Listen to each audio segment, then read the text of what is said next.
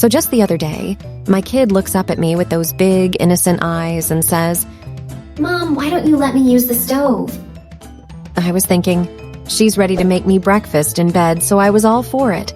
Until she says, "I want to see if my Barbie doll can swim in boiling water." Welcome back to Psych Tricks. And yes, that's what we're talking about today. 6 effective ways to encourage your child's independence.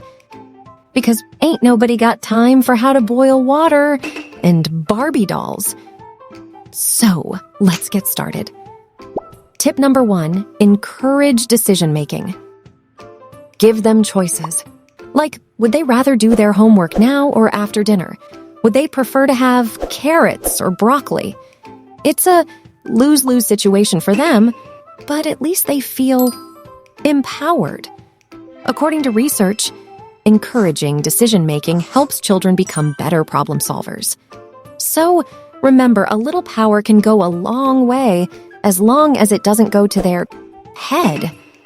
My son always chooses ice cream over veggies. How's that for decision-making? Well, your son has a clear understanding of life's priorities. Then it's time for negotiation.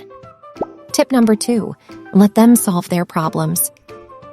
You know when your kid's toy is stuck under the couch and they look at you like you're the Indiana Jones of furniture retrieval? Yeah, let's stop that. Encourage them to come up with solutions.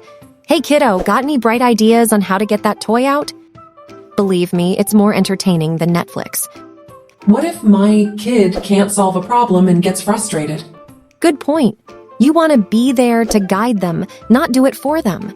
If they're getting frustrated, take a break, offer some suggestions, or just remind them it's okay to ask for help. Frustration is part of the process, like every time I try to assemble IKEA furniture without swearing. Tip number 3, assign age-appropriate chores. Now, I'm not suggesting you make your 3-year-old mop the whole house. But simple tasks like putting away toys or folding clothes can go a long way in building their sense of responsibility.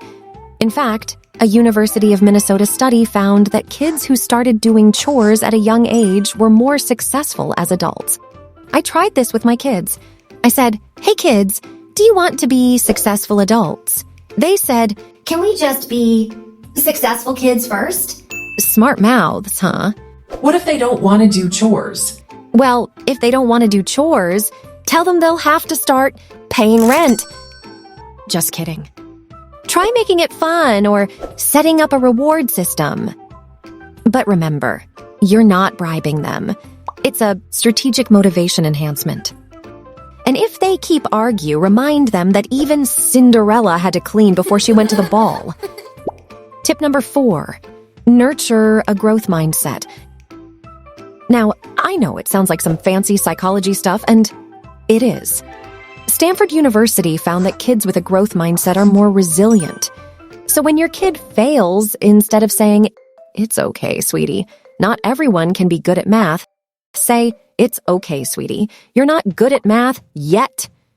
My kids are going to think I'm crazy for laughing while saying "yet" all the time. Oh, they'll think you're crazy all right. But they'll also think they can conquer the world. Tip number 5, practice active listening. This means actually hearing what your kids say, not just nodding while scrolling through your phone. A Stanford University study says those kids whose parents actively listen to them have higher self-esteem and are more assertive. Tip number 6, let them face natural consequences. Like, if they refuse to wear a coat, let them feel the cold. Don't worry, it's not neglect, it's an educational experience. Research says this teaches kids that their actions have consequences, and you can sit back and enjoy the "I told you so" moment. All right, there you have it. Remember, our job isn't to raise kids who need us to function, it's to raise kids who don't need us to function. But for now, I gotta go and help my son making a sandwich. Thanks for watching. Leave your own hilarious parenting stories in the comments below. We all could use a good laugh in this crazy world of parenting. I will see you in the next video. Bye!